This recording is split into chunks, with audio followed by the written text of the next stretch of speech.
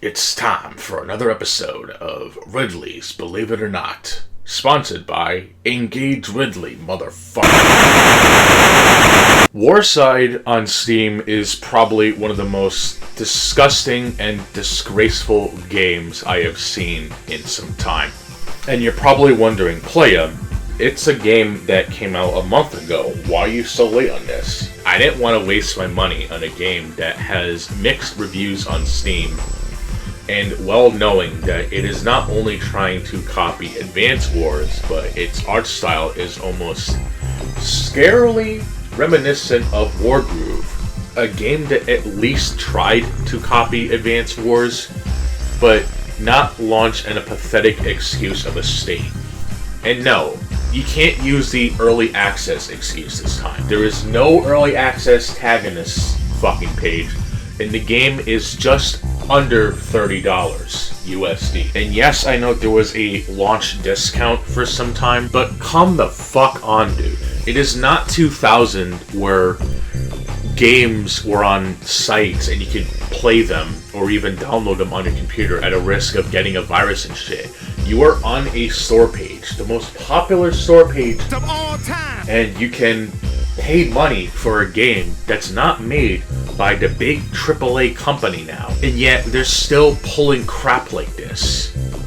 Legit, the only modes in this game is a campaign mode that may or may not be worth your time, a level editor mode, and a multiplayer mode that doesn't even let you play against people in a hot seat setting, which is something that Advance Wars essentially popularized with this turn-based strategy shit.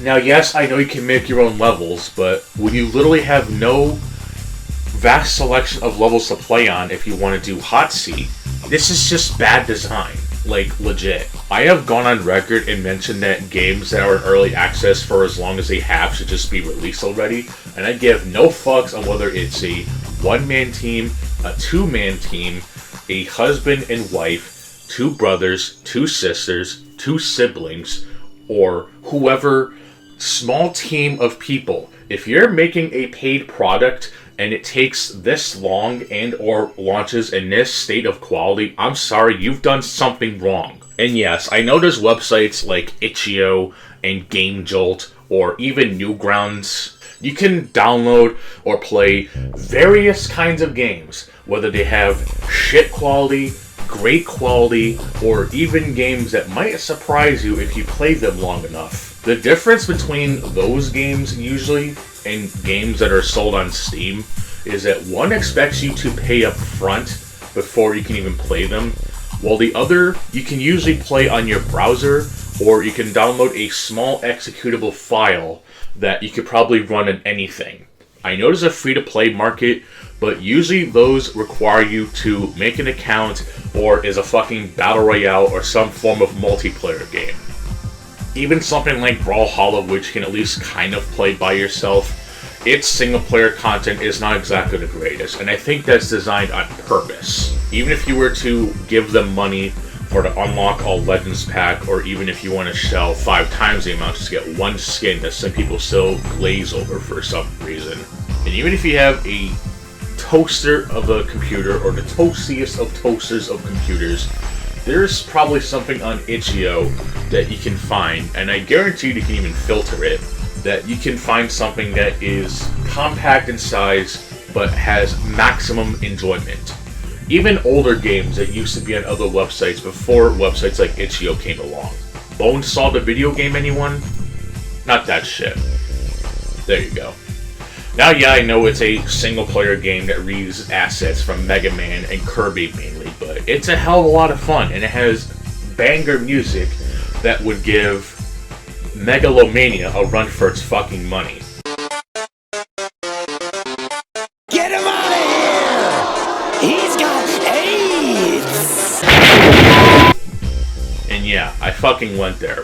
Your precious Undertale isn't exactly as perfect as it is. I mean, Earthbound already exists, and even that shit is for a niche audience. But let me get back on track about Warside, because I kind of went on a bit of a rant about that. So you have to excuse me. This is a ranting channel after all, not some false positivity reinforcement shit that requires payment just to even watch me complain about shit, even if I'm loud and wrong or quiet and correct. But Warside, Jesus Christ, dude. Even just looking at the reviews of this game, people are pissed. And even I am to an extent, because back when I used the XCOM or the Abyss, Twitter, X, whatever, I was fairly interested in this game. It's a game that had a seemingly similar art style to that of Wargroove, but it actually has Advance Wars settings. Now, yes, I know that there's the Advance Wars reboot camp, but let's be honest, people, as much as I hate to say it, probably don't care about it anymore. This game is not in early access. It's just under $30 for whatever reason. You could probably find free-to-play games that isn't just tied to consoles and could probably run on a toaster computer for free. You don't even have to make an itch.io account. You can just go on the site, find a game you want to play, just download it, and fucking play it. And there's even other websites of this sort that if you don't have a Windows computer for whatever reason, you can run it on a Mac or Linux, or if you want to be one of those people, download Virtual Machine and get the fucking OS that you want to use and play through there. Sure, it's a couple extra steps, but a man's got to do what a man's got to do. Oh wait, shit, I can't use that anymore. A body type A's got to do what a body type A's got to do. You see how fucking retarded it is, and yet you want to defend Elden Ring as if it's a perfect 10 out of 10 game? Get the fuck out of here. Oh, wait a minute. Palworld has that same shit too. Well, at least I'm not calling it the perfect fucking game, because it's not. It's not even fucking released yet, so fuck off. I want to see people fucking defend this shit. And just remember, Sonic Mania had de novo. Yeah, it's removed now, but people defended that shit. So what is Warside's excuse? I want to see fucking proof of defense for this one. Now, if you excuse me, I'm going to go back to playing, well, Advance Wars again.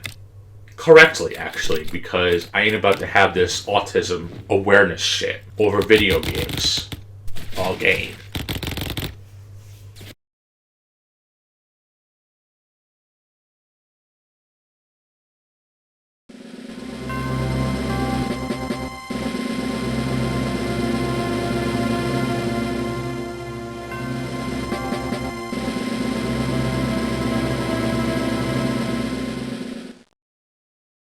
First of all, it's way forward. Anything they don't put that doesn't have Shantae in it, people just fucking hate them and claim them as the game industry company that ruined games, like with, what the fuck is their name? Blue Point, because they dared remake a classic that people probably played when they were like 5 years old, but I'll digress. Number 2, it has Aaron from Game Grumps and ProZD or whoever the fuck. One of the voice actors that pretty much ruined voice acting as a whole. I'm not going to really get into that, and yes, I know I'm not a fan of Game Grumps either, but when I care about something like Advance Wars, I can make exceptions.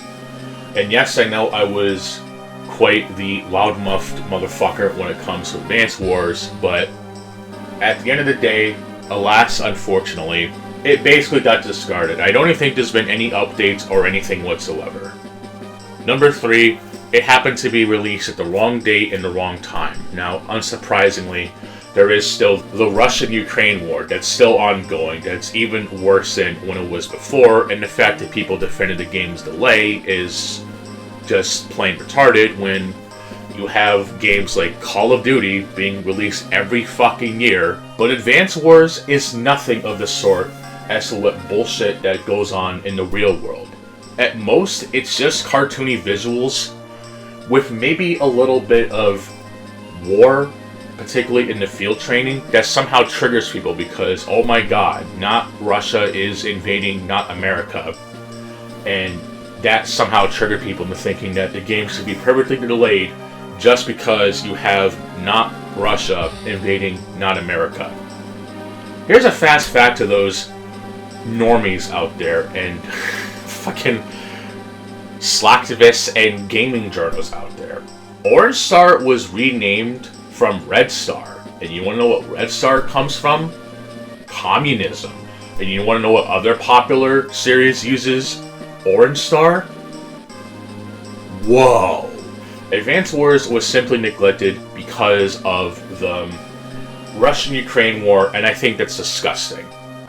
But Call of Duty, it can get away with anything, because it essentially markets a game to kids, even though at a point in time, Call of Duty was essentially yet another military shooter that actually had depictions of war, and unfortunately is now lost thanks to microtransactions that pander to kids, and at times that it does have a campaign, it's just so half-assed that you rather just play Call of Duty 1, 2, or if you're really fucking desperate, Call of Duty 3 instead. And of course, the final point, people complain about different skin colors in the game with the soldiers and shit, which, if anything to go by, that is actual potatoes compared to the actual censorship that's in the game. Yes, Advance Wars Reboot Camp actually has censorship that nobody bats an eye on, but the moment that they see that not Russia invades not America, that's a problem. So I'm on the warswiki.org. I'm not going to get into the whole Mangs drama that one of the fandoms has made because I just don't care. There are a lot of changes that in the Advance Wars Reboot Camp that a lot of people ignored simply because of one of the changes in there is that they've made all of the troops having different skin colors and shit. Remember when Fire Emblem Engage had a lot of changes that people were really mad about, even to the point of defending you-know-what? Well, let's take a look at some of the changes that apparently Advance Wars Reboot Camp actually made. Yellow Comet has been renamed to Gold Comet. I know someone's going to mention, oh, well, Red Star was changed to Orange Star, and White Moon was changed to Blue Moon. Yeah, and I'm sure you probably played Game Boy Wars back in the day. Sure, keep telling yourself that. Jake's Tsunami Seal Power has been renamed to Squall. I guess changing him into the enemy from Streets of Rage is perfectly fine, but Tsunami is somehow a problematic super ability, I guess. Dialogue, text, and plot points in the campaigns of both Advance Wars games have been changed. At the end of Samai's debut, I know it's Sammy, but I don't fucking care. If Samai was picked, instead of Eagle commenting that he cannot believe he lost to a girl, he says that he loses again to an experienced lot. I don't know if this is supposed to be the definition of girl boss, or just the fact that a dude can't believe he lost to a girl. Isn't this like the oldest trope in history, and yet Way Forward has to be cleansing about this shit? And these same people defend that, oh, well, it's a fantasy setting, so no one will care, but the moment it involves real people, it's bad. I know someone also mentioned the aesthetic of the what the hell is it called? The units being a plaything, which, wasn't that just like a thing for Lash and Sanja to clash with, since Lash sees her units as a plaything or whatever? I guess Way Forward really took that literally, I guess, because we can't have depictions of real war, even though it's cartoony at best. And in fact, as the game goes on, it actually has all the factions branding into the allied nations, basically, so that they all work together to stop those damn foreigners, the Black Hole, and Bolt Guard. This would be like in Dragon Ball if Goku never befriended Piccolo or some shit.